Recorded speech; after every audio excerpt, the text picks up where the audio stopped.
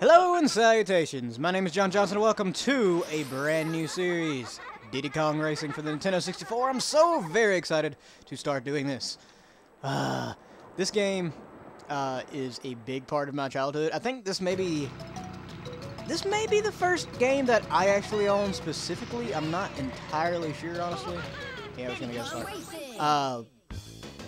I think that's true. I want to say my grandmother actually got me this game when I was very, very small. We're gonna start out with Diddy Kong in this episode because, I mean, it's Diddy Kong Racing, why not? Yeah, we know about the roll packing on it. Adventure and start anew. That's my practice file there. Ignore that. Let's call it J A J. Bonus points if anybody can guess what my middle name is. Oh, it's so terrifying with the pig and everything. I really do love this game, you guys. Like, way more than I probably should. When I was little, I actually didn't even play a lot of the racetracks that much. I did some, obviously, but what I did most of the time was just fly around the overworld hub here, which we're about to get an introduction to. It's not very big. It seemed bigger when you were a kid, which, I mean, that's normal, I guess. It's not very big, but it is very explorable, if that makes any sense. I used to spend a long time, like, trying to break the game, if that makes any sense. Use little glitches and stuff like that to see how far into the scenery I could get. Or if I could sequence break or anything like that. Hello there!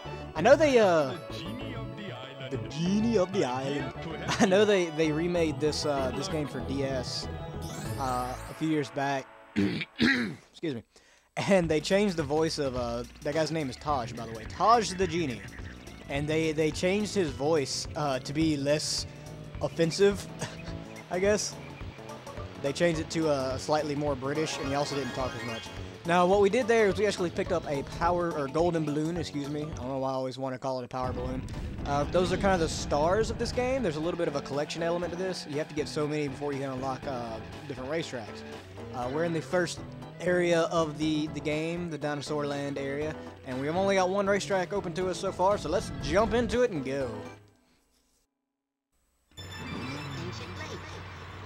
Now, a lot of people, when I tell them I really like this game, ask me. I always end up getting the same question. What do you like better, this or Mario 64? I think that's kind of a loaded question, personally. I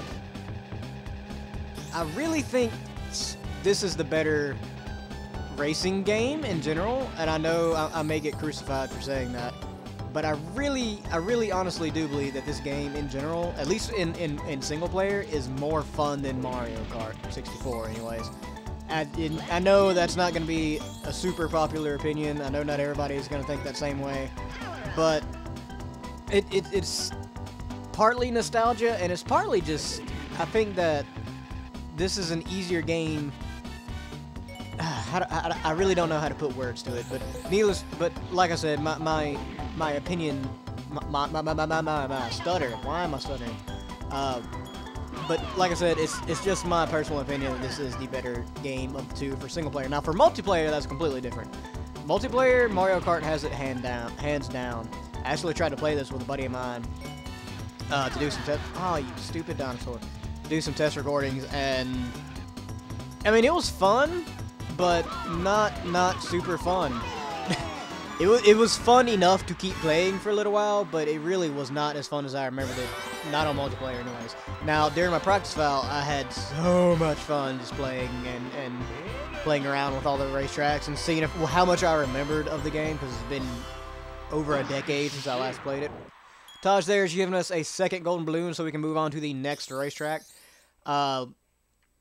Without getting too much into things we're going to do later on, you actually have to do each racetrack twice. There's two different versions. The first one, which is just a normal race, and the second version, which we'll explain later on, where basically you have to collect silver coins. There are 8 silver coins in each track, and you have to actually collect all of them and come in first on top of that. And it can get pretty hard. That's one thing I have to say about this game, is that it has a definite, probably one of the best examples of a steadily ascending difficulty slope in video game history, I think. Because there aren't many other games that I can think of that that climb difficulty so steadily as this one does. It's kind of impressive. You'll see what I mean, because at near the end of the LP, I'm probably gonna start getting pretty frustrated at some of the levels, because they get pretty dang difficult. They really do. The first few episodes are gonna be all fun and games, and then I'm gonna start cussing. So may end up getting to work out that censor beep. With that words. It wouldn't be a good episode if I didn't stutter and trip over my words. Just to explain some of the mechanics a little bit, it's kind of similar to Mario Kart in that you have these balloons you pick up that give you different items. They're color-coded, though. Green items give you something you put behind you, whether it be an oil slick, or if you get... the balloons actually stack. If you get more than one in a row, it powers up the item you get, which I could have showed you an example of right there, but I was stupid and let it go. Let's see if we can find another green balloon to get real quick. Probably not, actually. Oh, wait, there's one.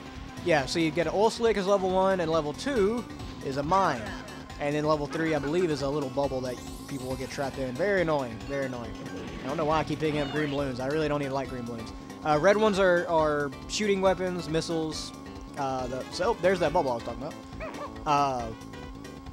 Missiles. The first level is just a single missile. The second level is a homing missile, and the third level of the red balloon is a 10-shot of regular missiles, which you can actually reload by getting more red balloons. And blue is boosts. Again, it just powers it up, so you get a better boost the more you get. Up to 3 anyways. Yellow is kind of a shield. Again, it just powers up the shield. It makes it last longer. Ooh, I got a bad boost that time. And rainbow, which we'll show here in just a moment, because I know there's one on this stage. Well, besides the one up there. No, here's the yellow one. We'll show this one off first. Yeah, just a little shield. Pretty fun. Pretty fun little thing. And again, stacking those just kind of powers up said shield. There's a rainbow balloon guy over here. Rainbow balloons are kind of unique. They actually have they're little magnets, and if somebody's in front of you, then you get to lock onto them, and it basically pull you to them. It's very useful if you're not in first place. So just keep that in mind. And again, it powers up just like anything else.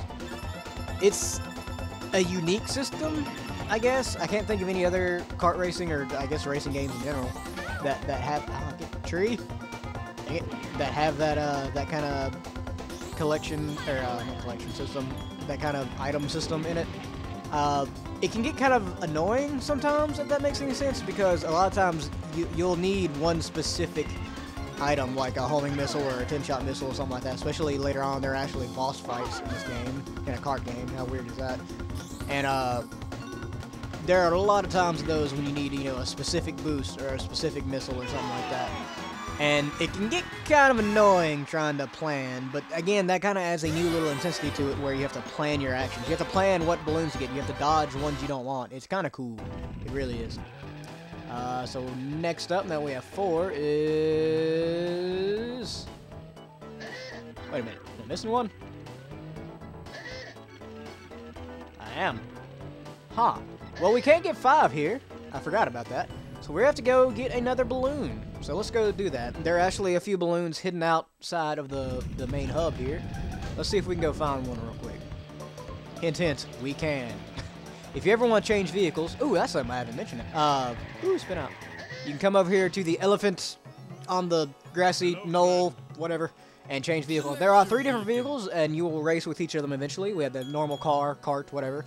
The plane, which is my personal favorite, and the hovercraft, which is the exact opposite of my personal favorite. I hate the hovercraft in this game. They suck. They don't really even suck because of anything. I mean, well, they have horrible controlling is the one thing, and acceleration. Really, anything else that you can possibly think of that it should have, it doesn't, and they just suck. I really hate hovercrafts. I'm not going to use them much in this playthrough. That was a crash. I'm not going to use them much in this playthrough if I can at all avoid it. Because I really don't like them, if you can't tell. Alright, so now we got 5 balloons. We can come over here in Hot Top Volcano. Hot Top Volcano is actually probably one of my favorite tracks in this entire game, specifically because of the music. In fact, I'm just going to shut up for a minute and let you guys hear it.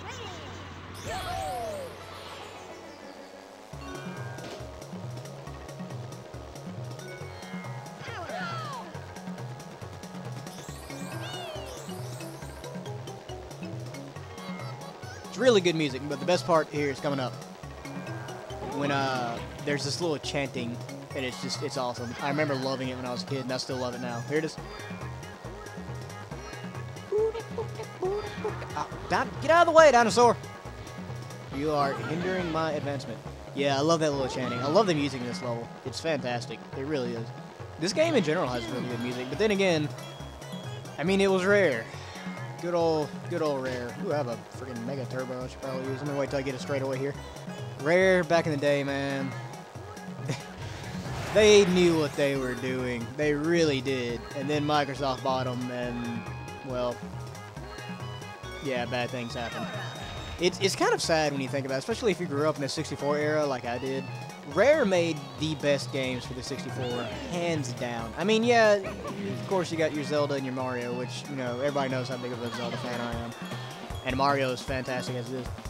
But the games that really stick with people are the Nintendo 64 Rare games. Things like GoldenEye, Donkey Kong 64, Diddy Kong Racing.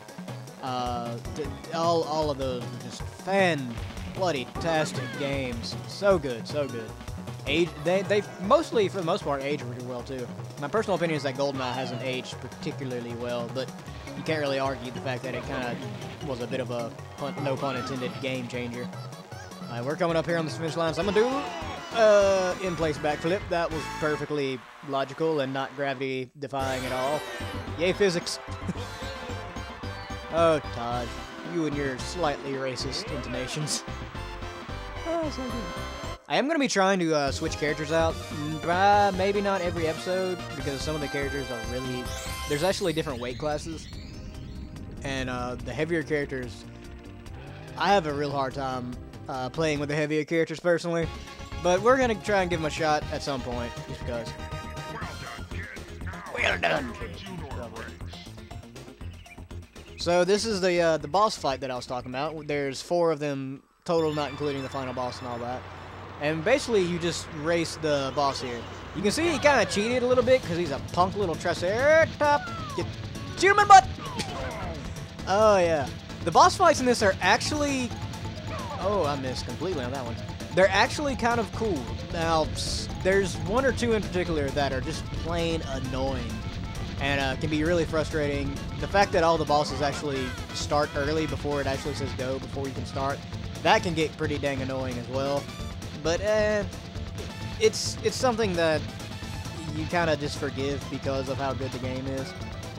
And it's still fun. The boss fights, for the most part, are still fun.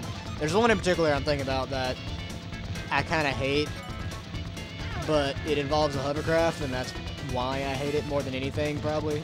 And it's really cheap on top of that, but you know what I mean. Coming up here, he's staying behind us pretty well, but where these bushes actually are, if you come right here, there's actually a little shortcut.